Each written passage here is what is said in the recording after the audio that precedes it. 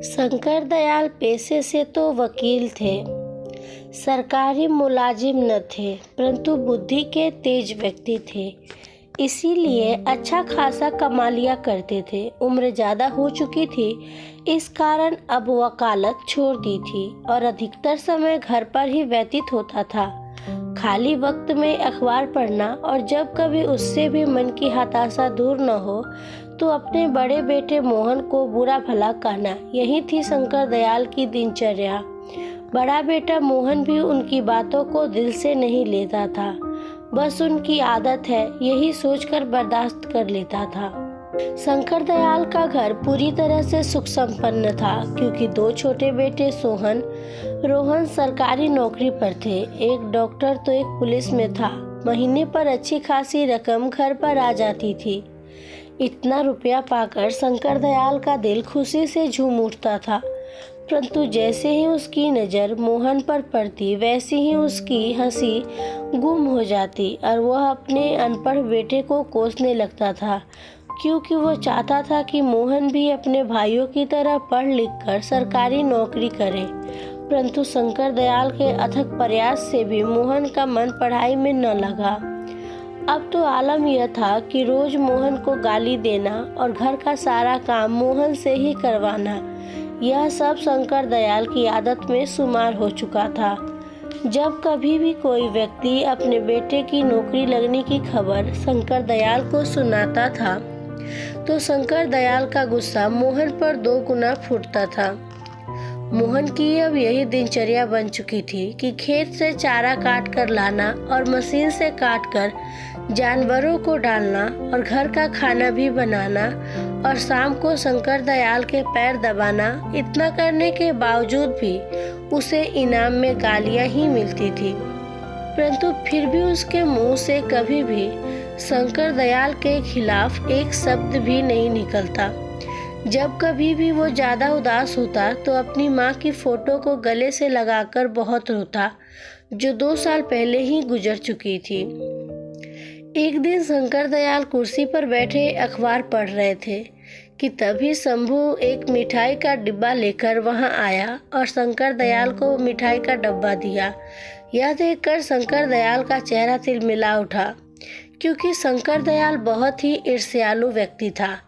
किसी और की खुशी उससे बर्दाश्त नहीं होती थी, इसलिए कोई भी व्यक्ति उसे अपनी खुशियों में शामिल नहीं करता था। शंकर दयाल ने भौएं चढ़ाकर कहा, क्या बात है शंभू, आज तो बहुत मिठाइयाँ बांट रहा है। आखिर इस खुशी का कारण क्या है? क्या कोई लॉटरी लग गई है? शंभू ने प्रति उत्तर में कहा, बात यह है भैया, आज मेरे बेटे की पुलिस में नौकरी लग गई है।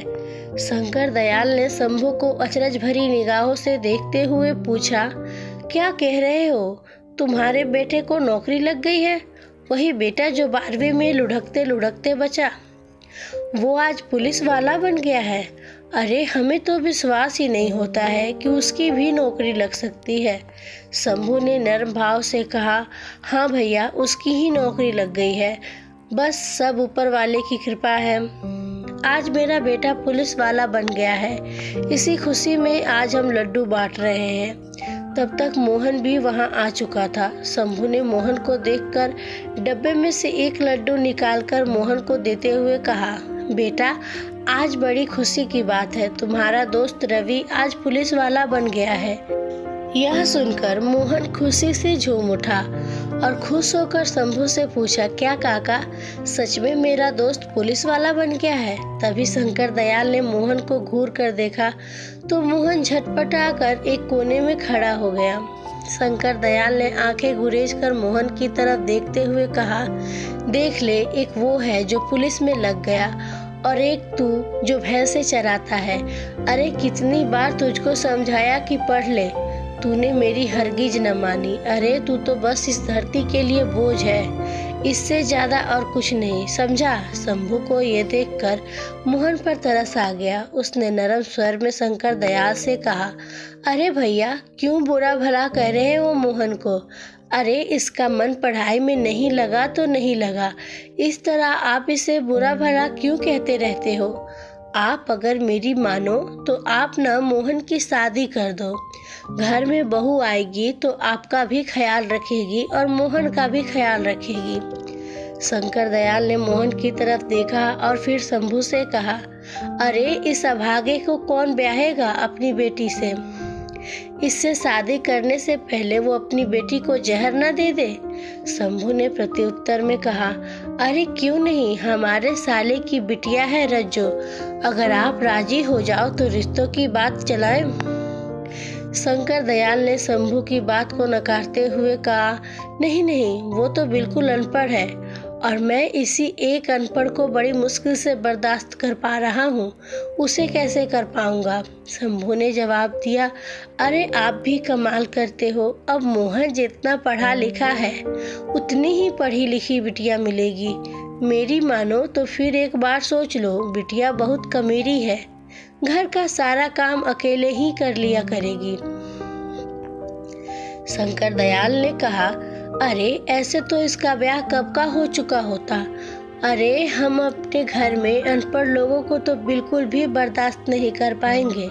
और तुम इसकी चिंता छोड़ो, ये तो है ही धरती का बोझ, पड़ा पड़ा खाता रहता। कभी कभी तो हमें लगता है काश ये हुआ ही न होता, तो मेरे दिल को बड़ी तसल्ली मिल जाती। शंभू ने शंकर दयाल को समझाते हुए कहा, ऐसे मत बोलो, लड़का सयाना हो चुका है, कहीं आपकी बातों में आकर कुछ उल्टा सीधा कर लिया तो?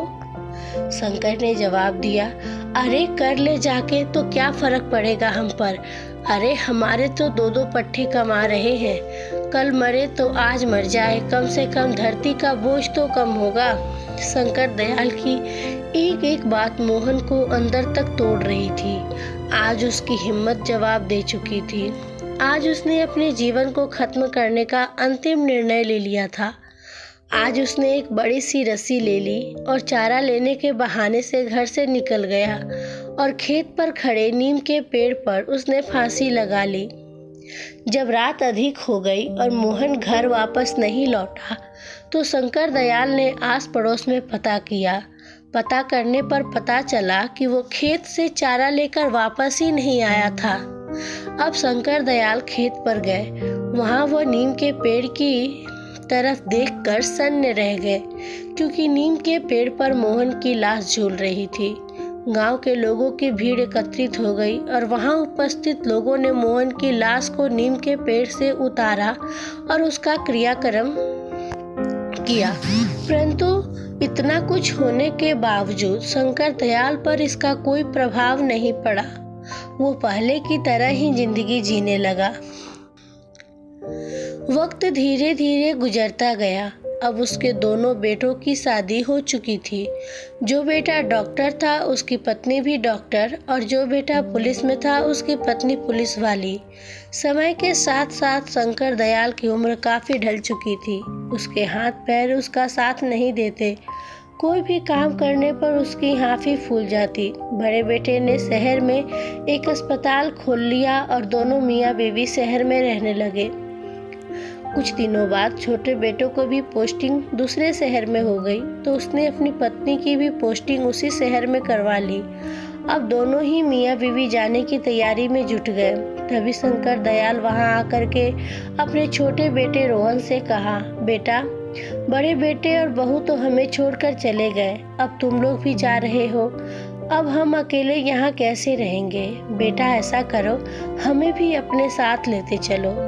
रोहन ने प्रत्युत्तर में कहा, बापू, आप जानते तो हैं शहर का वास्ता है, अभी लोग खुद किराए पर हम लोग रह रहे हैं और आपको कैसे रखेंगे? वैसे भी बापू, हमारे पास ये इतना बड़ा घर, इसे किसके हवाले छोड़कर जाएंगे? शंकर दयाल ने निवेदन किया, बेटा, इतने बड़े घर में मैं अकेले रहकर क्या करूँगा? अरे मुझसे तो कुछ किया भी नहीं जाता है, मेरी देखभाल कौन करेगा? रोहन ने शंकर दयाल को समझाते हुए कहा, बापू, आप चिंता मत करो, मैं इस घर को बेचकर शहर में एक नया घर ले रहे हैं। बस वो यहाँ ये घर बेचेंगे और वहाँ नया घर खरीद लेंगे। हाँ बापू, यही 2-4 दिन में सेठ इस घर को खरीदने आएंगे।